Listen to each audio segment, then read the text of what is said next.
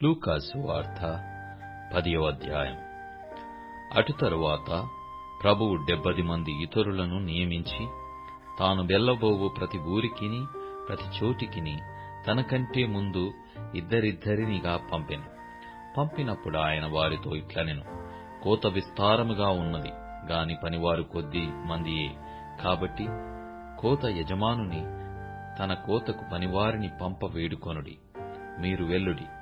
ఇదిగో, తోడేళ్ల మధ్యకు గొర్రెపిల్లలను పంపినట్టు నేను మిమ్మును పంపుచున్నాను. మీరు సంచినైనను జాలెనైనను చెప్పులనైనను తీసుకొని పోవద్దు. త్రోవలో ఎవనినైనను కుశల ప్రశ్నలడగవద్దు.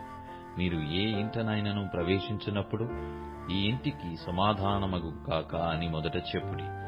సమాధాన పాత్రుడు అక్కడ నుండిన ఎడల మీ సమాధానము అతని మీద నిలుచును, లేని ఎడల అది మీకు తిరిగి వచ్చును.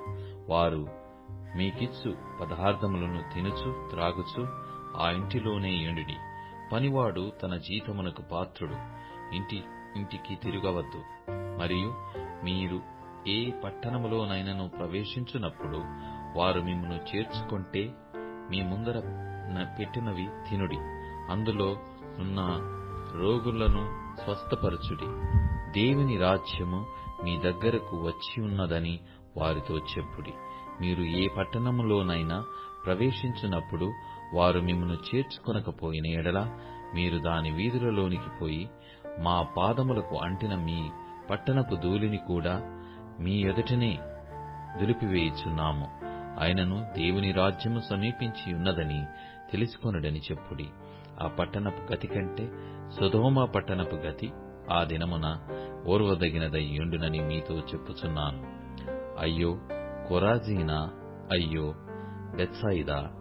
మీ మధ్య చేయబడిన అద్భుతములు తూరు సీదోను పట్టణములలో చేయబడిన ఎడల ఆ పట్టణముల వారు పూర్వమే గోనెపట్ట కట్టుకొని బూడిద వేసుకుని కూర్చుండి మారుమనస్సు పొందియుందురు. అయినను విమర్శకాలము నందు మీ గతి కంటే తూరు సీదోను పట్టణముల వారి గతి ఓర్వదగినదయ్యుండును. ఓ కపెర్నహూమా, ఆకాశము మట్టుకు హెచ్చింపబడెదవా? నీవు పాతాళము వరకు దిగిపోయెదవు. మీ మాట వినువాడు నా మాట వినును. మిమ్మును నిరాకరించువాడు నన్ను నిరాకరించును. నన్ను నిరాకరించువాడు నన్ను పంపిన వానిని నిరాకరించుననెను. ఆ 70 మంది శిష్యులు సంతోషముతో తిరిగి వచ్చి, ప్రభువా, దయ్యములు కూడా నీ నామం వలన మాకు లోబడుచున్నవని చెప్పగా, ఆయన, సాతాను మెరుపువలె ఆకాశము నుండి పడుట చూచితిని. ఇదిగో, పాములను తేళ్లను త్రొక్కుటకును శత్రువు బలమంతటి మీదను మీకు అధికారము అనుగ్రహించియున్నాను. ఏదియు మీకెంత మాత్రమును హాని చేయదు. అయినను దయ్యములు మీకు లోబడుచున్నవని సంతోషింపక మీ పేరులు పరలోకమందు వ్రాయబడి ఉన్నవని సంతోషించుడని వారితో చెప్పెను. ఆ గడియలోనే యేసు పరిశుద్ధాత్మయందు బహుగా ఆనందించి, తండ్రి, ఆకాశమునకును భూమికిని, ప్రభువా, నీవు జ్ఞానులకును వివేకులకును ఈ సంగతులను మరుగు చేసి పసిబాలరకు బయలుపరిచియున్నావని నిన్ను స్తుతించుచున్నాను.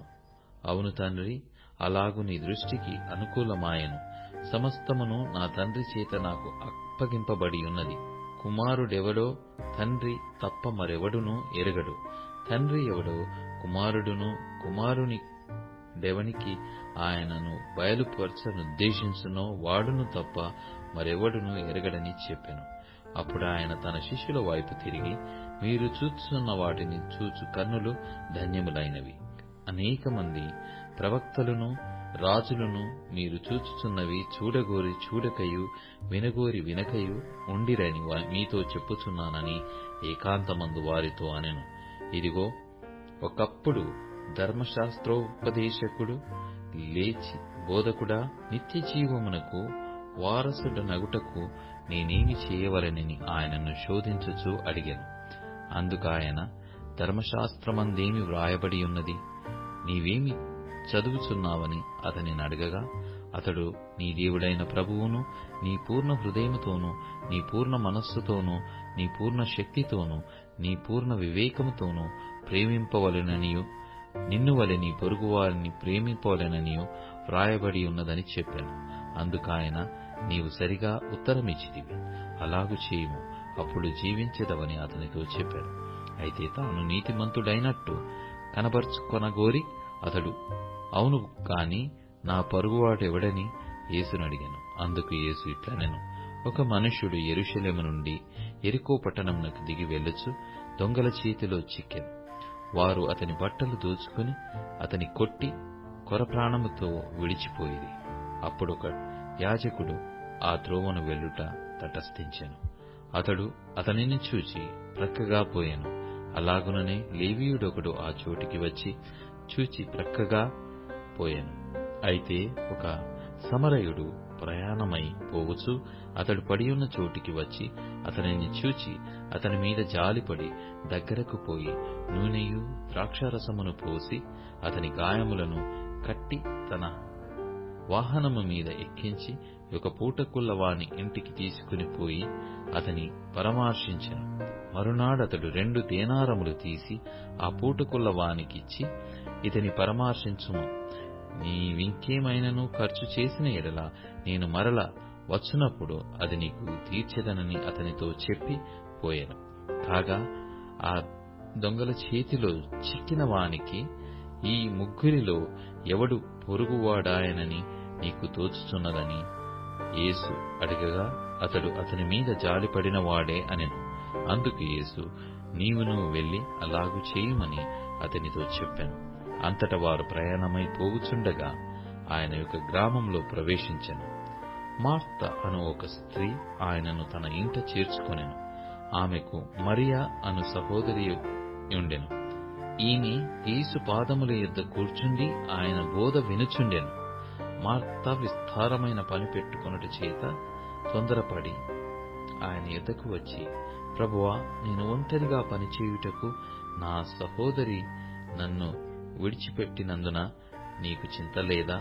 నాకు సహాయం చేయమని ఆమెతో చెప్పుమనెను. అందుకు ప్రభు, మార్తా మార్తా, నీవనేకమైన పనులను గూర్చి విచారము కలిగి తొందరపడుచున్నావు, కాని అవసరమైనది ఒకటే.